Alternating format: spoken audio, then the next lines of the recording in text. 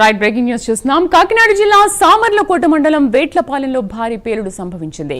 బాణాసంచా తయారీ కేంద్రంలో పేలుడుతో అగ్ని ప్రమాదం చోటు చేసుకుంది. దీంతో బాణాసంచా తయారీ కేంద్రంలో మంటల్లో 8 మంది చిక్కుకున్నట్లుగా తెలుస్తోంది.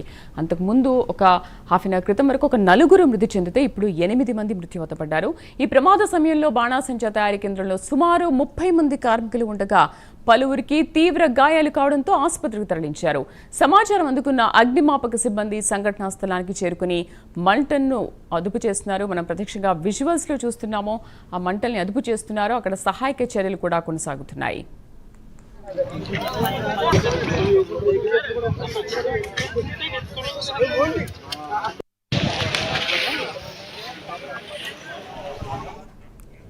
కాకినాడ జిల్లా వేట్లపాలెంలోని బాణాసంచా తయారీ కేంద్రంలో జరిగిన పేలుడు ఘటన తీవ్ర దిగ్భ్రాంతిని కలిగించిందని సీఎం చంద్రబాబు ట్వీట్ చేశారు.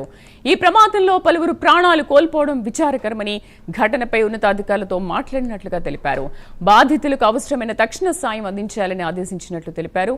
సహాయక చర్యలను పర్యవేక్షిస్తున్నామన్న సీఎం చంద్రబాబు బాధిత కుటుంబాలను ఆదుకుంటామని హామీ ఇచ్చారు. ఇక మరోవైపు హోంమంత్రి వంగలపూడి అనిత సంఘటనా స్థలానికి బయలుదేరారు. ఇప్పటికే హోంమంత్రి క్షతగాత్రులకు మెరుగైన వైద్యం అందించాలని అధికారులకు సూచించారు.